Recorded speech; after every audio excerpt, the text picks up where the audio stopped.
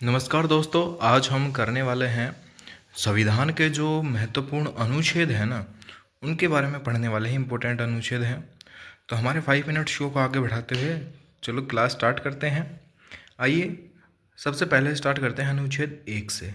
अनुच्छेद 1 में लिखा गया है भारत राज्यों का संघ होगा। संघ का अर्थ होता है यूनियन। यूनियन यानी जिससे कोई भी जो स्टेट है वो एक बार शामिल होने के बाद अलग ना हो सके। इंग्लिश में इसके 3 मतलब होते हैं, मतलब फेडरेशन, यूनियन और ऐसे ही। तो भारत का मतलब क्या है? यूनियन। क्या है? यूनियन। तो यूनियन में ऐसा प्रावधान है कि वो एक बार शामिल होने के बाद अलग नहीं हो सकते। अनुच्छेद 2 में क्या है? भारतीय संघ के बाहर के क्षेत्र को शामिल करने का प्रावधान है। जैसे फॉर एग्जाम्पल 1975 के अंदर सिक्किम एक अलग देश था, अलग रियासत थी, उसको भारत के अंदर शामिल किया गया था। तो वो किस अनुच्छेद के तहत? अनुच्छेद 2 के तहत। अनुच्छेद 3 की बात करें, अनुच्छेद 3 किसी भी राज्य क्षेत्र का नाम बदलने व किसी अन्य प्रकार का परिवर्तन जो शक्ति है वो संसद के पास है। तो अनुच्छेद 3 में कहा गया है किसी राज्य का नाम बदलना, जैसे उत्तराखंड किया गया, उत्तरांचल था पहले, फिर उसका नाम क्या कर दिया गया? उत्तराखंड कर दिया गया। वहीं किसी क्षेत्र का जो कुछ हिस्से हैं वो दूसरे स्टेट को दे देना, तो वो इस किस अनुच्छेद के तहत? अनुच्छेद 3 के तहत। अब आगे बात करें, मौलिक अधिकारों की बात करें। मौलिक अधिकारों में बात करें, अनुच्छेद 12 राज्य की परिभाषा। तो राज्य की परिभाषा, राज्य के अंदर क्या क्या आते हैं, किस चीज़ को राज्य बोलते हैं? तो बोलते हैं जैसे कोई भी सरकारी संस्थान है, जैसे बैंक हो गया, सरकारी स्कूल हो गया, सरकारी जो भी डिपार्टमेंट हो गया, जो भी सरकारी डिपार्टमेंट या फिर कोई भी बैंक वगैरह कोई भी संस्था है, तो वो सब क्या है? एक राज्य की परिभाषा देते हैं, एक राज्य है। अनुच्छेद 13 मूल अधिकार से असंगत कानून लागू नहीं होगा। यानी किस अनुच्छेद में कहा गया है कि जो समानता का अधिकार है वो नहीं रहेगा कहीं, मतलब ऐसा कानून बना दे जहाँ पर समानता का जो कानून है, समानता का अधिकार है, उसका उल्लंघन हो रहा है, तो वो अनुच्छेद 13 के तहत ऑटोमेटिक खुद रद्द हो जाएगा वो प्रावधान। आगे बात करें समानता का अधिकार। समानता का अधिकार अनुच्छेद 14 से 18 के बीच है। तो अनुच्छेद 14 में कहा गया है कानून के समक्ष समानता, यानी गरीब हो अमीर हो सभी के लिए वही सज़ा है। जैसे किसी ने किसी का मर्डर कर दिया, अब कोई गरीब है उसको भी उतनी सज़ा धारा 302 के तहत, और जो दूसरा है उसको भी धारा 302 के तहत, जो अमीर है उसको भी उतनी सज़ा मिलेगी। तो वो कानून के सभी समक्ष क्या होंगे? समान होंगे। अनुच्छेद 15 धर्म, जाति, लिंग, जन्म स्थान, निवास के आधार पर किसी के साथ भेदभाव नहीं किया जा सकता कि जैसे भाई तू हिंदू है, मुस्लिम है, तो इस चीज़ पे किसी मतलब संस्थान के अंदर एडमिशन ले रहे हैं तो उसके हिसाब से उसके ऊपर भेदभाव नहीं किया जा सकता कि तुझे एडमिशन नहीं देंगे, तू मुस्लिम है या फिर तू हिंदू है। जाति के आधार पर भेदभाव नहीं कर सकते। आखिरकार भेदभाव होता है, परंतु इसके लिए भी जो नागरिक संरक्षण अधिनियम दिए गए हैं कई। तो लिंग के आधार पर कि तुम महिला है, तुम पुरुष हो, तो उसके आधार पर भी भेदभाव नहीं हो सकते।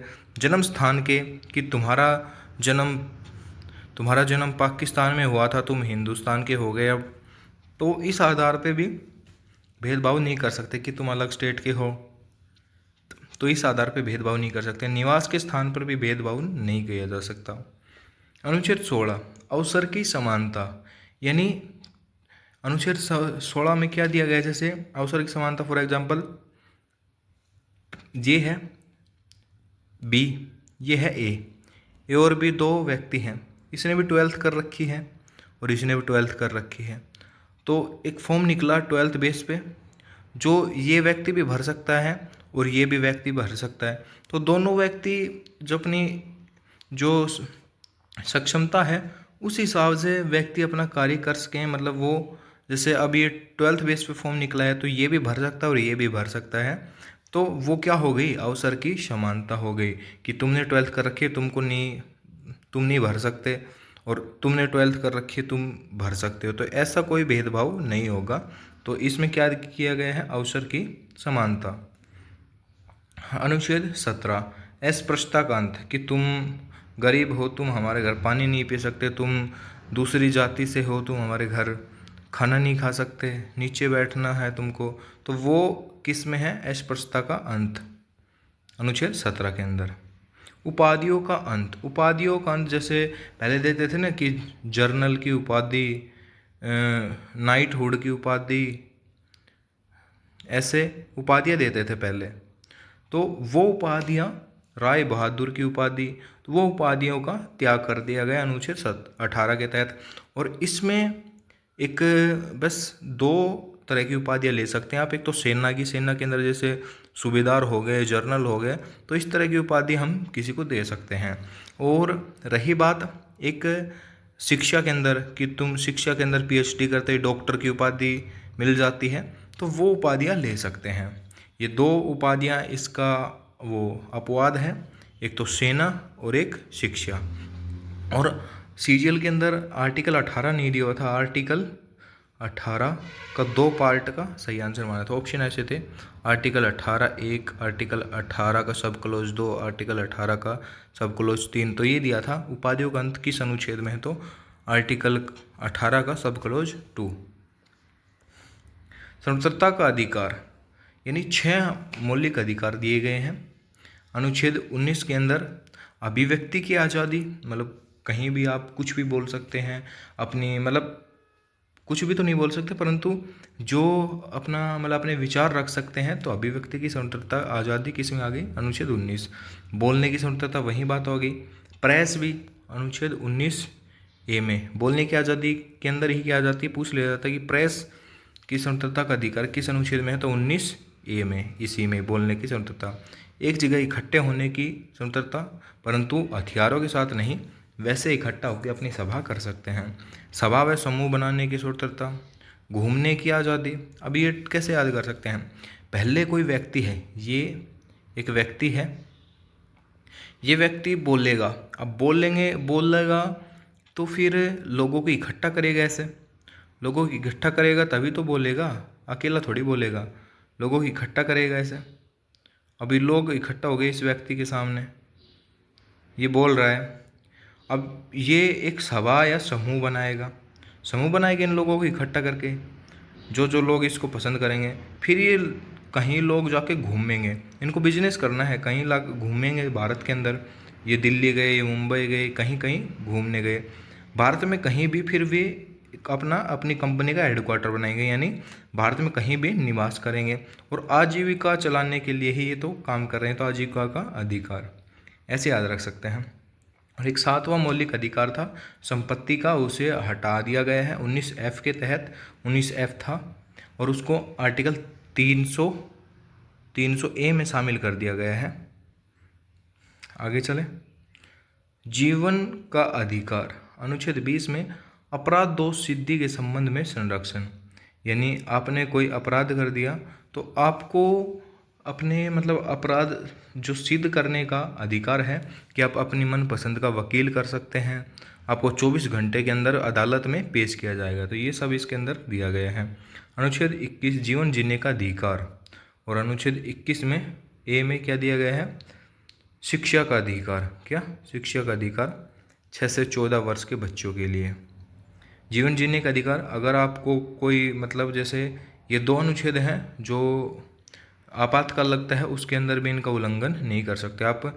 आपको कोई जान से मारने की वो कोशिश कर रहा है, या फिर वो सरकारी कर्मचारी हो जैसे पुलिस वाला या फिर आर्मी से रिलेटेड हो, तो आप अपना बचाव कर सकते हैं अनुच्छेद 21 के तहत। जीवन का अधिकार 21A 6 से 14 वर्ष, ये आपने बता ही दिया अभी। 86वां संविधान संशोधन 2002 के तहत ये प्रावधान किया गया था शिक्षा का अधिकार। अनुच्छेद 22 गिरफ्तारी के संबंध में संरक्षण। तो गिरफ्तारी के संबंध में संरक्षण कैसे? आप देख सकते हैं कि भाई मेरे को गिरफ्तार किया जा रहा है, तो आप पुलिस वाले से या फिर जो भी गिरफ्तार करने आ रहा है उससे पूछ सकते हैं कि आपके पास वारंट है या नहीं, किस जुर्म में आप मेरे को गिरफ्तार कर रहे हो। तो ये सब किसके अंदर? गिरफ्तारी के संबंध में संरक्षण। शोषण के विरुद्ध अधिकार 2 हैं, 23 और 24। मानव व्यापार व जबरन बंधुआ मजदूरी, ये किस में दिया गया है? अनुच्छेद 23 में। और अनुच्छेद 24 में क्या दिया गया है? अनुच्छेद 24 में अनुच्छेद 14 जो 14 वर्ष से जो कम उम्र के जो बच्चे हैं ना, उनको बड़े उद्योगों में या फिर जो रिस्क वाले, जिसमें रिस्क ज़्यादा है, जिन उद्योगों में, उनमें आप काम नहीं करवा सकते। अनुच्छेद 25 की बात करें, 25 में क्या है?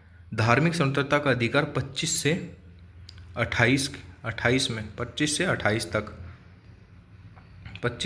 28 तक। अनुच्छेद 25 में धर्म मानने व आचरण व प्रसार करने का अधिकार, जैसे कोई भी अपनी इच्छा से कोई भी धर्म अपना सकते हैं अनुच्छेद 25 के तहत।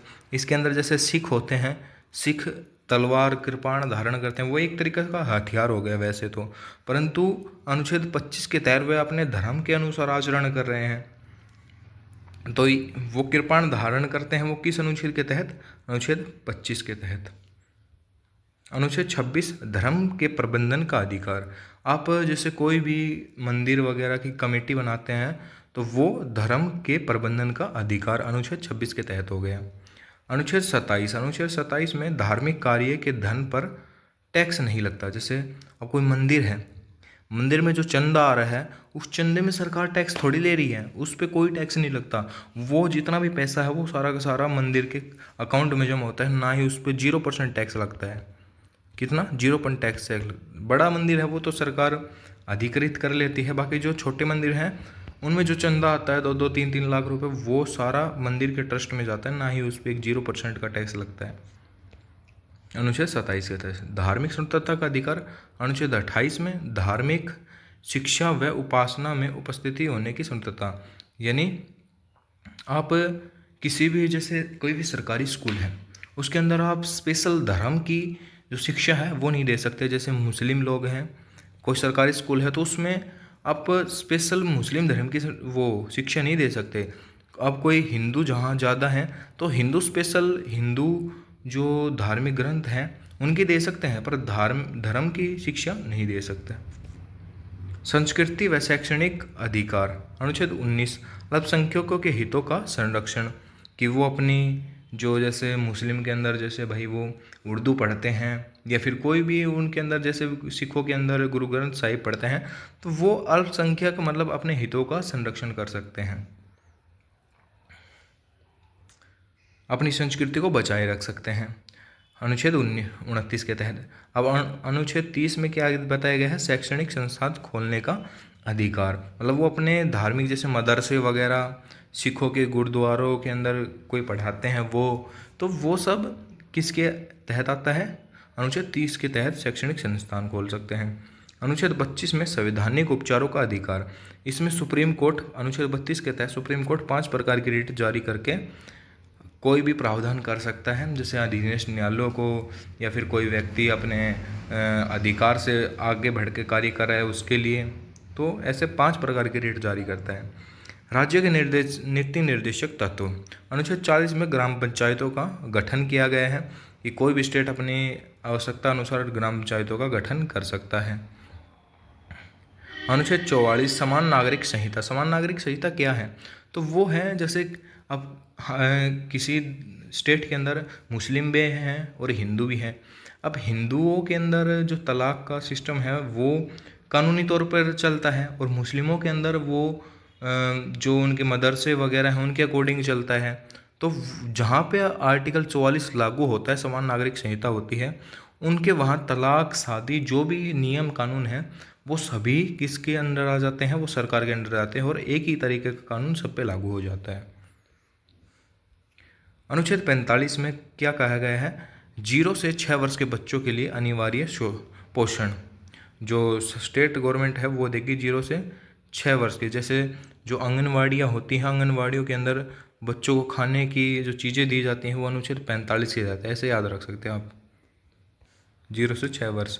राज्य के नीति निर्देशक तत्व। अनुच्छेद 48A में पर्यावरण का संरक्षण, जैसे आप जंगल वगैरह पेड़ नहीं काट सकते, वो पर्यावरण संरक्षण के तहत अनुच्छेद 48 के तहत।